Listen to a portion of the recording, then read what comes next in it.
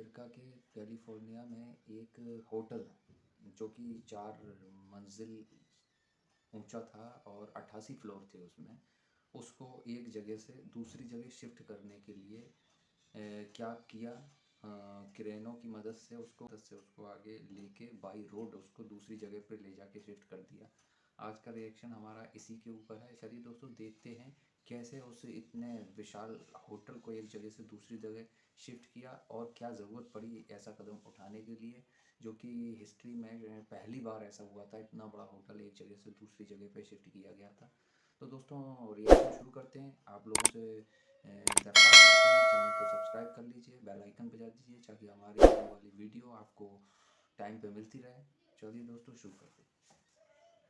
चाहे नासा के space craft की ट्रांसपोर्टेशन हो या फिर दुनिया की सबसे बड़ी ऑयल रिग को एक जगह से दूसरी जगह लेकर जाना हो, हिस्ट्री में कई ऐसे ट्रांसपोर्ट ऑपरेशंस हो चुके हैं जिन पर यकीन सिर्फ तब आता है जब हम उनको अपनी आंखों से देखते हैं। लेकिन आज आप जिस चीज की ट्रांसपोर्टेशन देखेंगे वो कोई ऐसी चीज नहीं है जो आम तौर पे ट्रांसपोर्ट की जाती हो। जी हाँ, हम बात कर रहे हैं एक ऐसे होटल की जो 4 फ्लोर्स पर फैला हुआ है और जिसमें टोटल 86 रूम्स मौजूद हैं। कंक्रीट और स्टील से बने इस होटल को आखिर सही सलामत ट्रांसपोर्ट करना इतना जरूरी क्यों था? लाखों केजी वजनी ये होटल कैसे अपनी मजबूत फाउंडेशन से अलग किया गया और कैसे इसको एक जगह से दूसरी जगह लेकर जाया गया? जेम टीवी की वीडियोस में एक बार फिर से खुशामदीद। नाजरीन, कैलिफोर्निया के शहर सैन होजे में वाक़ ये होटल 1911 में थॉमस एस मॉन्टगोमरी ने बनवाया था। इस होटल की कंस्ट्रक्शन से चंद साल पहले सैन होजे में पहला रेलवे स्टेशन खोला गया था, जिसकी वजह से यहाँ की पॉपुलेशन में दिन ब दिन इजाफा होता गया। जाहिर है, जहां चहल पहल ज्यादा होने लगती है वहीं ये अपॉर्चुनिटी बिजनेसमैन किसी भी सूरत मिस नहीं करना चाहते और टी.एस. मॉन्टगोमरी ने भी ऐसा ही किया। इन्होंने यहाँ जमीन खरीदकर उस पर एक शानदार होटल और रेस्टोरेंट बनवा दिया जिसका नाम होटल मॉन्टगोमरी रख दिया गया। ये अपने दौर का लग्जरी तरीन और काफी ज्यादा मॉडर्न होटल हुआ करता था जिसको उस वक्त की लेटेस्ट टेक्नोलॉजी यानी कंक्रीट और स्टील इस्तेमाल करके बनाया गया था। वो तमाम फैसिलिटीज जो आज हर घर में मौजूद हैं वो पहली बार मॉन्टगोमरी होटल में इंट्रोड्यूस करवाई गई थी, जैसा कि ब्लोअर फैंस, प्राइवेट बाथटब्स, हर रूम के लिए प्राइवेट टेलीफोन लाइन और हर फ्लोर पर इजी एक्सेस के लिए एलिवेटर्स भी। ना सिर्फ इतना बल्कि मॉन्टगोमरी की मैनेजमेंट ने एक बस सर्विस भी स्टार्ट की जो रेलवे स्टेशन और होटल के दरमियान कस्टमर्स को फ्री सर्विस दिया करती थी। मान लें कि ये उस दौर का 5 स्टार होटल हुआ करता था और यही वजह थी कि ये काफी ज्यादा फेमस हो चुका था, इतना फेमस कि ये सैन होजे सिटी की पहचान बन चुका था।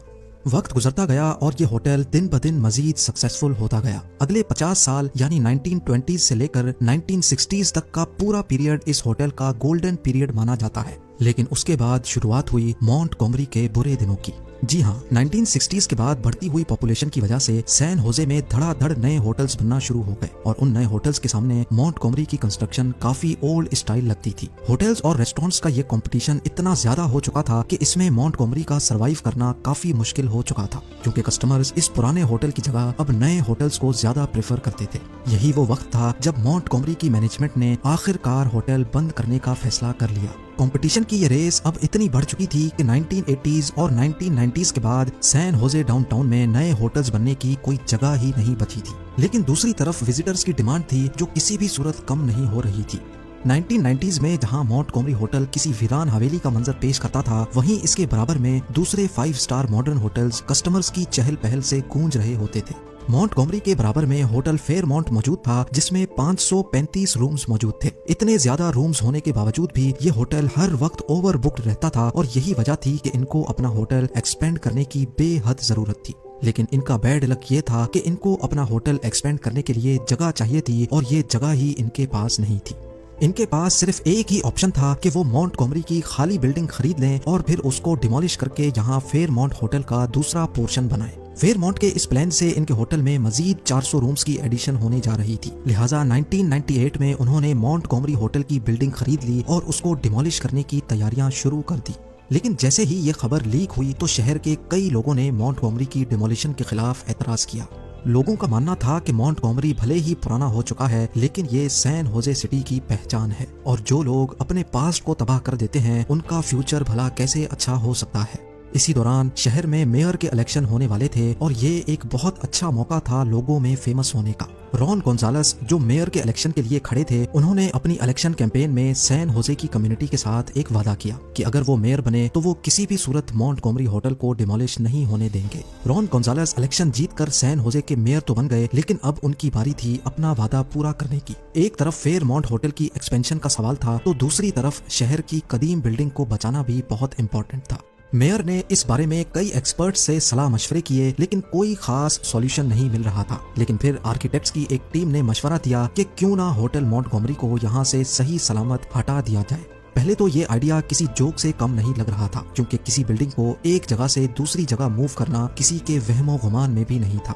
लेकिन मेयर को ये आइडिया क्लिक कर गया और उन्होंने इस काम को अंजाम देने के लिए $12.5 मिलियन यानी तकरीबन 93 करोड़ रुपए का बजट अप्रूव करवाया और साथ ही एक्सपर्ट्स की एक टीम भी बनाई। जब एस्टीमेट लगाया गया तो मालूम पड़ा कि इस बिल्डिंग का वजन कम से कम भी 4,500 टन से भी ज्यादा है, यानी ये वजन 25 बोइंग 747 एयरक्राफ्ट्स या फिर 750 अफ्रीकन एलिफेंट्स के वजन के बराबर बनता है। इतना ज्यादा वजन उठाना तो एक अलग मैटर था, लेकिन बिल्डिंग को सही सलामत अपनी फाउंडेशन से अलग करके किसी और जगह लेकर जाना एक ऐसा टास्क था जो हिस्ट्री में पहली बार किया जा रहा था। इन सब मसलों के अलावा एक और मसला भी था, और वो ये था कि आखिर बिल्डिंग यहाँ से निकाल कर रखी कहाँ जाएगी। सैन होजे रीडेवलपमेंट एजेंसी, जो कि एक गवर्नमेंट का ही इदारा है, उनके पास एक जमीन खाली पड़ी थी और खुशकिस्मती से ये जगह मॉन्टगोमरी होटल से सिर्फ 180 फीट दूर मौजूद थी। अब ये फैसला तो हो चुका था कि मॉन्टगोमरी को अपनी लोकेशन से सिर्फ 180 फीट दूर खिसकाना है, लेकिन चैलेंज ये था कि इस दौरान ना ही बिल्डिंग के स्ट्रक्चर को कोई नुकसान हो और ना ही इसकी डेकोरेशन को। साल 2000 में इस इम्पॉसिबल टास्क पर आखिरकार काम स्टार्ट कर दिया गया।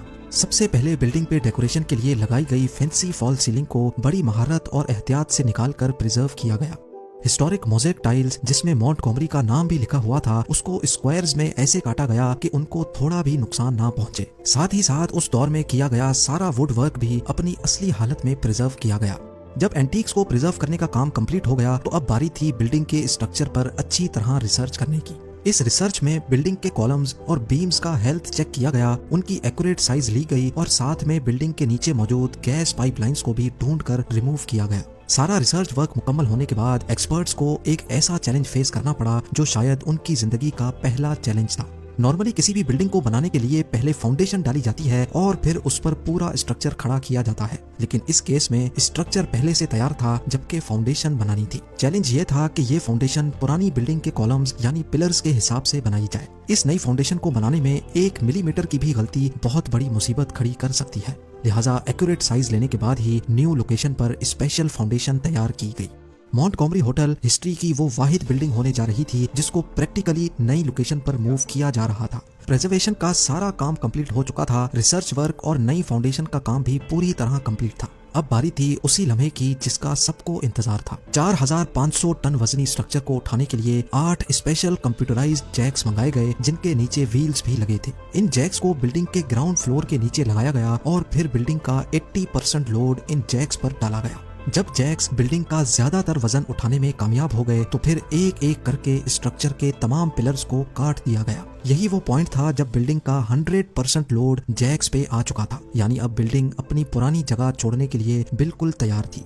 ये मंजर देखने के लिए आधा शहर मौके पर मौजूद था और बकाया टेलीविजन पर ये हैरत अंगेज मंजर देख रहा था। जैक्स पर खड़ी बिल्डिंग को अब बड़ी एहतियात से मूव करने का अमल शुरू कर दिया गया।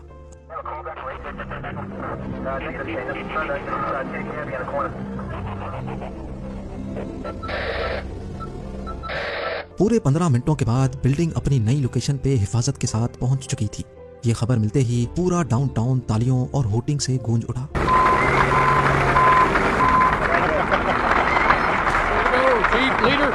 अगले 2 सालों तक होटल मॉन्टगोमरी की रेनोवेशन का काम चलता रहा और फिर 2002 में फाइनली इसको री-लॉन्च किया गया। इसकी रेनोवेशन और ट्रांसपोर्ट में टोटल $26 मिलियन यानी 195 करोड़ रुपए खर्च हुए। आज भी होटल मॉन्टगोमरी सैन होजे में 4 पॉइंट्स होटल के नाम से ऑपरेशनल है और इसको दुनिया की best hotel management Marriott international manage.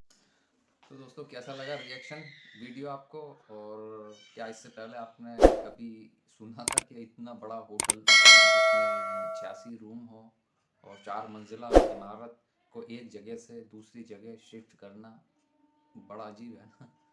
तो दुनिया में बहुत ही कुछ अजीब व गरीब नया नया हो रहा है जिसके बारे में हम नहीं जान पाते, और मेरी कोशिश रहती है कि ऐसे ही नई नई नॉलेजेबल वीडियोस लाके आपके सामने रखना और आप उसको देख के खुश हों, और बस यही हमारी ए, कोशिश है। तो दोस्तों, वीडियो अच्छी लगी हो तो चैनल को सब्सक्राइब करें, बेल आइकन बजा दें। फिर मिलेंगे एक नई वीडियो के साथ, तब तक के लिए इजाज़त।